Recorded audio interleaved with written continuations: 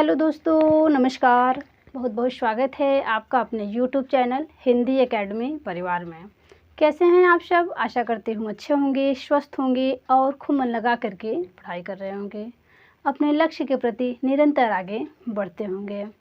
तो दोस्तों, हम आप सब के लिए टीजीटी पीजीटी परीक्षा के लिए टॉपिक वाइज प्रैक्टिस लेके चल रहे हैं। तो आज का जो हमारा सेशन है, सूफी काव्य के अंतर्गत मलिक मोहम्मद जायसी व अन्य तथ्य पे होगा। इसके पहले हमने जायसी पे चर्चा किए थे, कुछ उनकी रचनाओं के, और आज भी उनकी रचनाओं के कुछ तथ्य विशेषता ये सब शेष रह गए हैं, तो उन्हीं पे आज चर्चा करना है। और जो भी भाई बहन चैनल पे पहली बार हैं, वे चैनल को सब्सक्राइब कर लें, बेल आइकन प्रेस कर लें, जिससे हमारे वीडियोज़ की हर नोटिफिकेशन उन्हें मिलती रहे। और अपने दोस्तों में ज़्यादा से ज़्यादा वीडियो को शेयर किया करें, और उन लोग भी जो टीजीटी पीजीटी हिंदी विषय से तैयारी कर रहे हैं, वे भाई बहन यहाँ से पढ़ सकते हैं, अपनी तैयारी को सुदृढ़ बना सकते हैं। ठीक है, तो दोस्तों चलिए बिना देर किए हुए आज की क्लास को कंटिन्यू करते हैं। और दोस्तों, आप सबसे रिक्वेस्ट है, आप कमेंट तो किया करिए, प्रश्न कैसे हैं, टीजीटी पीजीटी परीक्षा के उद्देश्य से हैं या नहीं, इस पे आप सब अपनी राय तो हमें दिया करिए, क्योंकि आपकी राय के बिना हम डीमोटिवेट होने लगते हैं। इसलिए आप हमें अपनी राय ज़रूर दें, और आप हमें ये भी बताएं कि हमारे प्रश्न इतने सही हुए हैं और प्रश्न कैसे हैं। आप सब ये हमें ज़रूर बताएं। चलिए, तो देखिए पहला प्रश्न है, आज प्रैक्टिस सत्र है। पद्मावत के उपसंहार के पद को किसने प्रक्षिप्त माना है? पद्मावत के उपसंहार के पद को किसने प्रक्षिप्त माना है? ऑप्शन ए है माता प्रसाद गुप्त, ऑप्शन बी है वासुदेव शरण अग्रवाल, ऑप्शन सी है श्याम सुंदर दास, ऑप्शन डी है ए बी दोनों। चलिए आप सब अपने अपने आंसर करिए।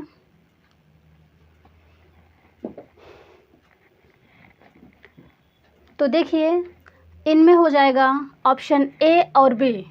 माता प्रसाद गुप्त और वासुदेव शरण अग्रवाल जी ने पद्मावत के उपसंहार के पद को प्रक्षिप्त माना है, तो ऑप्शन नंबर डी सही होगा। जिन लोगों ने ऑप्शन डी चुना होगा वे राइट हैं।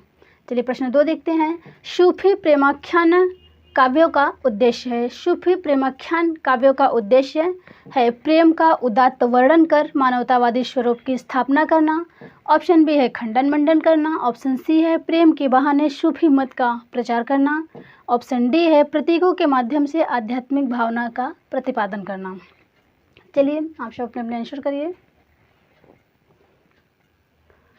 तो दोस्तों इनमें हो जाएगा ऑप्शन नंबर ए सही।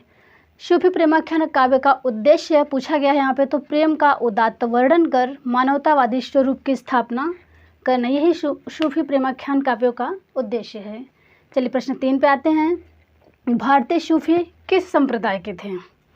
भारतीय सूफी किस संप्रदाय के थे? बेसरा संप्रदाय, शरा संप्रदाय और चिश्ती संप्रदाय, कादरी संप्रदाय। चलिए ऑप्शन करिए। तो दोस्तों ये बहुत महत्वपूर्ण क्वेश्चन है एग्ज़ाम की दृष्टि से, इसलिए इनको आप लोग ध्यान में रखें, रिवीजन करते रहें इनका। तो देखिए भारतीय सूफी बेसरा संप्रदाय के थे, ये भी आप ध्यान रखिएगा। भारतीय सूफी बेसरा संप्रदाय के थे। प्रश्न 4 देखते हैं। सूफी सिद्धांत संबंधी बातें चौपाइयों के रूप में जायसी के किस ग्रंथ में कही गई है? सूफी सिद्धांत संबंधी बातें चौपाइयों के रूप में जायसी के किस ग्रंथ में कही गई है? तो कहरानामा ऑप्शन ए है, अखरावट ऑप्शन बी है, आखिरी कलाम ऑप्शन सी है, पद्मावत ऑप्शन डी है। चलिए आप सब अपने अपने आंसर करिए।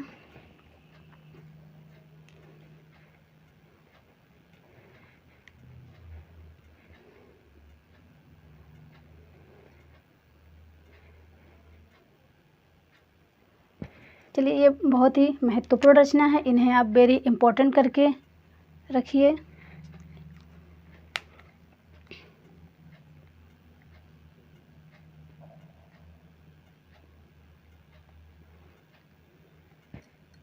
तो देखिए ये जो रचना है, इनमें आपका राइट आंसर हो जाएगा आपका अखरावट। ठीक है, ये अखरावट है। इसमें सूफी सिद्धांत को, सूफी दर्शन को प्रस्तुत किया गया है। तो अखरावट, और इसमें हिंदी वर्णमाला के एक एक अक्षरों को भी लेके लिखा गया है। और सूफी दर्शन भी प्रस्तुत करने वाली रचना जायसी की कौन सी है? तो अखरावट है। और सूफी सिद्धांत संबंधी बातें चौपाइयों के रूप में जायसी के अखरावट में है। इसमें जायसी जी ने आत्मा और परमात्मा और सृष्टि की चर्चा सूफी दर्शन के परिप्रेक्ष्य में किए हैं। ये आप सब ध्यान रखिएगा। अगर कहरानामा की बात करूं, जो जायसी की रचना एक कहरानामा है, ये उत्तर प्रदेश के कहरवा लोकगीत पे आधारित है। ये भी आप नोट करिएगा, उत्तर प्रदेश के कहरवा लोकगीत पे आधारित है। और आखिरी कलाम ये बहुत बार पूछा गया है। इसमें कयामत का वर्णन है, तो ये भी आप लोग ध्यान रखिएगा, ठीक है। और पद्मावत का जो नागमती का विरह वर्णन है, वो हिंदी साहित्य में अद्वितीय है, ठीक है। ये भी आप ध्यान रखिएगा। चलिए प्रश्न 5 देखते हैं। पद्मावत का बंगला अनुवाद 1660 ईस्वी के लगभग किसने किया? दोस्तों, ये 2021 में ये प्रश्न आ चुका है, तो इसको आप ध्यान रखें। पद्मावत का बांग्ला अनुवाद 1650 ईस्वी के लगभग किसने किया? तो शेख हसीन, आलो उजाला, शेख मोहिदी, असीम मुखर्जी। तो इनमें आपका राइट आंसर हो जाएगा आलो उजाला, ठीक है। चलिए प्रश्न 6 देखते हैं। मराठी के लिए जो महत्व ज्ञानेश्वरी का है, मराठी के लिए जो महत्व ज्ञानेश्वरी का है, वह महत्व अवधि के लिए जायसी की भाषा का है। एक बार फिर सुनिए, मराठी के लिए जो महत्व ज्ञानेश्वरी का है, वही महत्व अवधि के लिए जायसी की भाषा का है। ये कथन किसका है? तो आचार्य रामचंद्र शुक्ल का है, पद्म सिंह शर्मा का है, ऑप्शन सी है विजय देव नारायण शाही का है, ऑप्शन डी है वासुदेव शरण अग्रवाल का है। चलिए ऑप्शन करिए आप सब। तो देखिए, इसमें आपका राइट आंसर हो जाएगा ऑप्शन नंबर डी, वासुदेव शरण अग्रवाल। वासुदेव शरण अग्रवाल जी ने जायसी को भूमिपुत्र भी कहा है। इसको भी आप लोग ध्यान रखिएगा। चलिए आगे बढ़ते हैं, स्क्रीनशॉट ले लीजिए।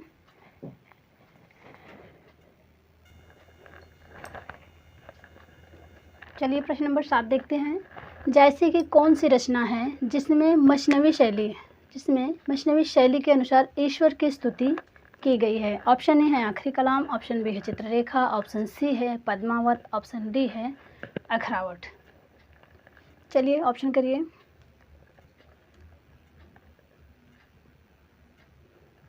तो इसमें आपका राइट आंसर हो जाएगा आखिरी कलाम। आखिरी कलाम में इन्होंने हजरत मोहम्मद साहब की भी वंदना की है, ठीक है। तो ये मशनवी शैली के अनुसार ईश्वर की स्तुति इनके आखिरी कलाम रचना में किया गया है। और इसमें इन्होंने अवतार, भूकंप, सूर्य ग्रहण, ये सब का भी उल्लेख इन्होंने किया है, ठीक है। ये भी आप ध्यान रखिएगा।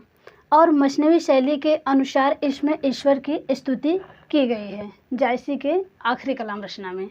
ये भी आप ध्यान रखिएगा। प्रश्न 8 देखिए। मृगावती और मधुमालती में मृगावती कुतुबन की रचना है, मधुमालती मंझन की रचना है, में दोहे और चौपाई का क्रम है।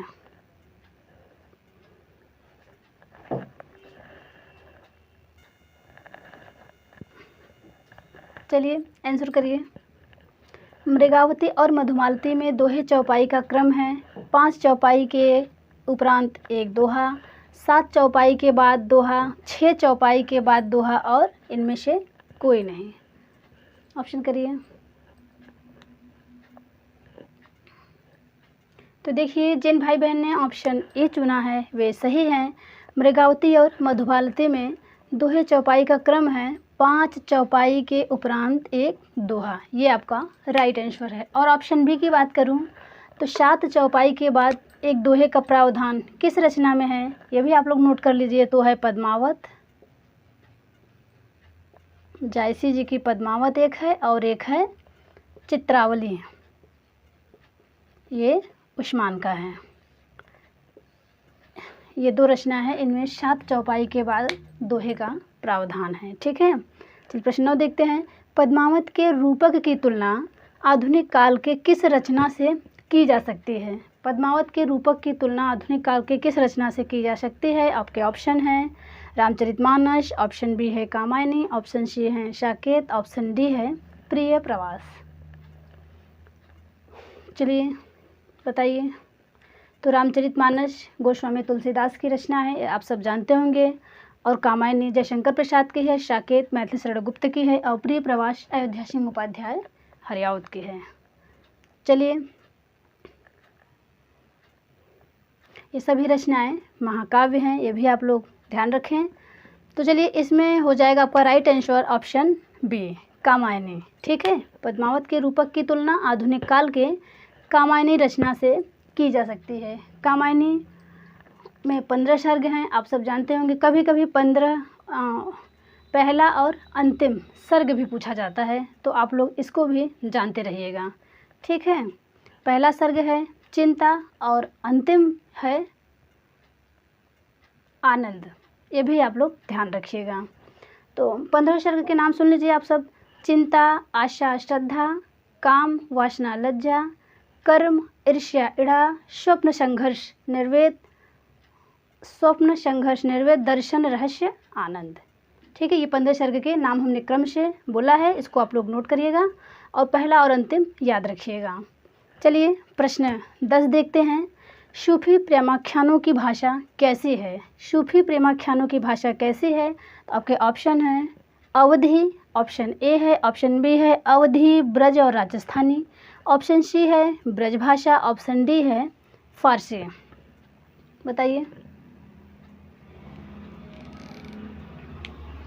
तो इनमें आपका राइट आंसर हो जाएगा सूफी प्रेमाख्यानों की भाषा ऑप्शन नंबर बी अवधी है। अवधी के साथ साथ ब्रज भी है और राजस्थानी है। ठीक है, तो ये ध्यान रखिएगा। प्रश्न 11 देखते हैं। निम्न में कौन सी पंक्ति जायसी की नहीं है? देखिए, जायसी की जो महत्वपूर्ण पंक्तियां हैं वो एग्ज़ाम में पूछी जाती हैं। सभी कवियों की 2-4 पंक्ति ऐसी हैं, इतने महत्वपूर्ण हैं, वे परीक्षा में पूछी जाती हैं, तो आप उन्हें ध्यान रखें। तो देखिए, हमने जो महत्वपूर्ण हैं उनको यहाँ पे लिया हुआ है। आदि अंत जस कथा है, लिखि कागद भाषा चौपाई का है। ऑप्शन बी है छार उठाए लीन एक मुट्ठी, दीन उठाए पृथ्वी झूठी। ऑप्शन सी है गुरु सुआ जहि पंथ दिखावा, बिनु गुण जगत को निर्गुण पावा। ऑप्शन डी है रुक्मिणी पुनि वैसे ही मर गई, रुक्मिणी पुनि वैसे ही मर गई, कुलवंती सत शोषति भई। ऑप्शन करिए आप सब।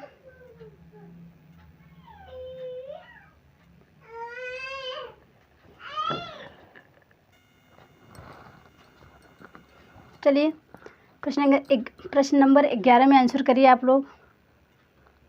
कौन सी पंक्ति जायसी की नहीं है?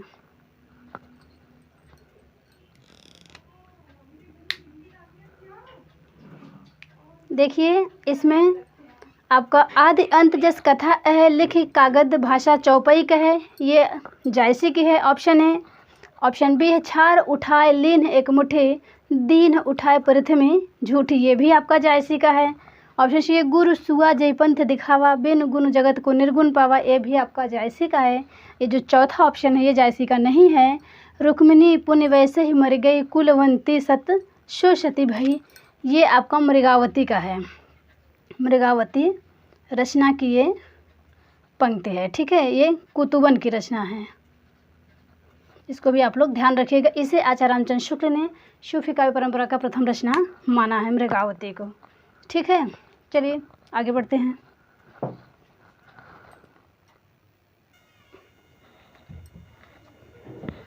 चलिए, प्रश्न नंबर 12 देखते हैं। किसकी भाषा को अवधी का अर्धान कहा गया है?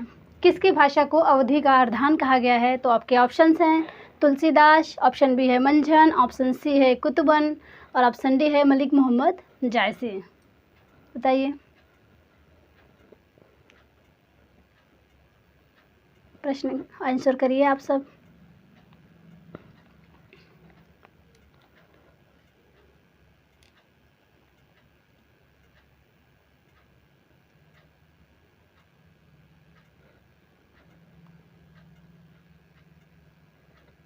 तो देखिए यहाँ पे आपका राइट आंसर हो जाएगा ऑप्शन नंबर डी। ठीक है, किसकी भाषा को? मलिक मोहम्मद जायसी की भाषा को अवधी का अर्धान किसने कहा है? तो ये भी जान लीजिए, बच्चन सिंह ने कहा है, डॉक्टर बच्चन सिंह। ठीक है, बच्चन सिंह ने कहा है। प्रश्न 13 देखते हैं। दक्षिणी हिंदी कविता के प्रवर्तक कौन हैं? ऑप्शन ए है नुसरती, ऑप्शन बी है शाह मीरान, ऑप्शन सी है ख्वाजा बंदा नवाज, ऑप्शन डी है जान कबीर। चलिए ऑप्शन करिए।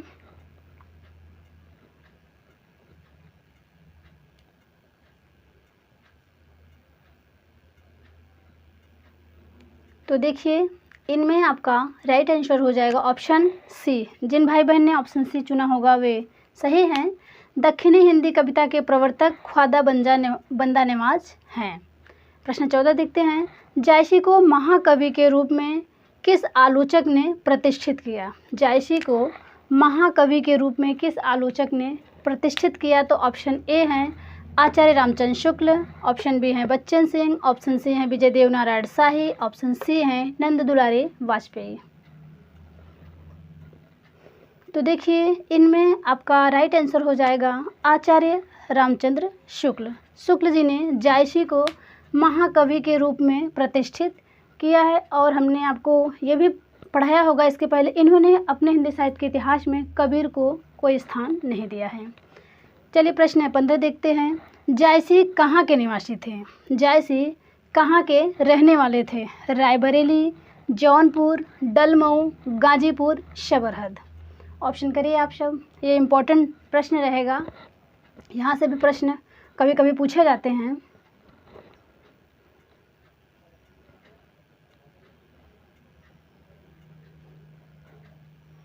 चलिए बताइए। तो देखिए दोस्तों जायसी रायबरेली के जायस के रहने वाले थे। और अब जो ये जायस है अब अमेठी के पास भी आ गया है। ये रायबरेली के पास जो जायस है अब अमेठी, वहाँ का क्षेत्र अब अमेठी कहा जाने लगा है। पहले रायबरेली था, अब अमेठी का क्षेत्र हो गया है जायस। तो देखिए जायसी आपके यहाँ रायबरेली के रहने वाले थे। ठीक है, रायबरेली भी आंसर आया सही है, अमेठी भी रहे सही है। और ऑप्शन बी की बात करें, जौनपुर में कौन से लेखक हैं जो जौनपुर के रहने वाले हैं? तो ये भी आप लोग जान लीजिए, ये कुतुबन है। ठीक है, कुतुबन नोट कर देती हूँ, आप लोग नोट कर लीजिए। कुतुबन जिन्होंने मृगावती लिखा है। ठीक है, ये जौनपुर के निवासी थे। अगर डलमऊ की बात करूँ तो डलमऊ भी रायबरेली के में पड़ता है। रायबरेली के डलमऊ के रहने वाले कौन थे? मुल्ला दाऊद। ये इन लेखकों के जन्म स्थान भी पूछा जाता है कि कहाँ के रहने वाले थे। ठीक है, तो रायबरेली के डलमऊ में मुल्ला दाऊद भी वहाँ के निवासी थे। और गाजीपुर की बात करें तो ये उस्मान थे। और शबरहद की बात करूं तो यहाँ के कौन थे? नूर मोहम्मद।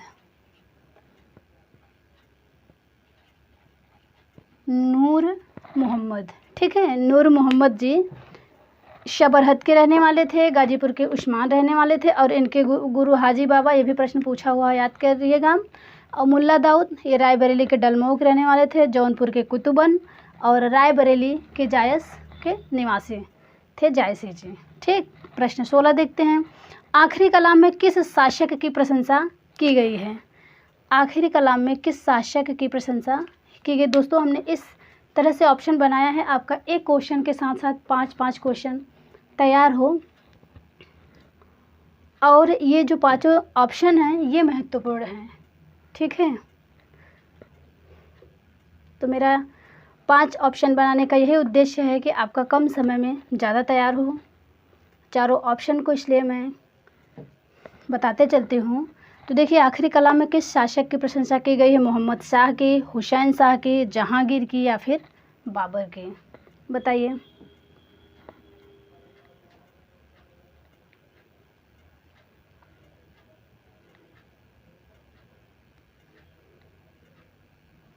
तो देखिए, आखिरी कलाम में हमने कल पढ़ाया था, इसके अपने पहले प्रैक्टिस में बाबर की प्रशंसा आखिरी कलाम में की गई है।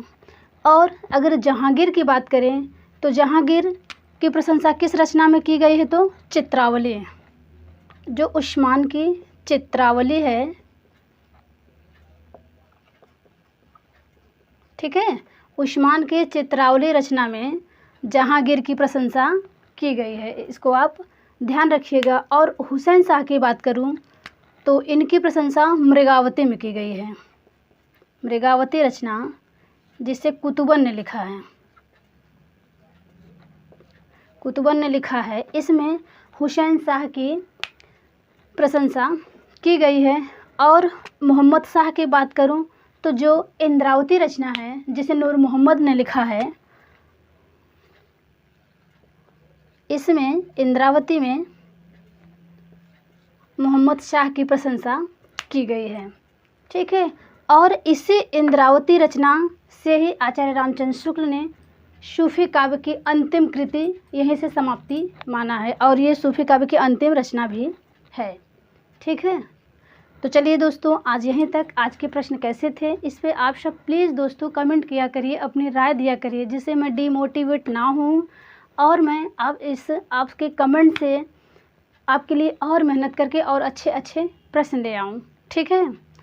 तो दोस्तों, वीडियो अगर पसंद आया हो तो मेरे वीडियोज़ को एक लाइक ज़रूर करिएगा। अब मिलेंगे फिर अपने नेक्स्ट वीडियो में नेक्स्ट प्रैक्टिस के साथ। तब तक के लिए दीजिए दोस्तों इजाज़त, और वीडियो देखने के लिए आप सबका बहुत बहुत धन्यवाद। तब तक के लिए नमस्कार।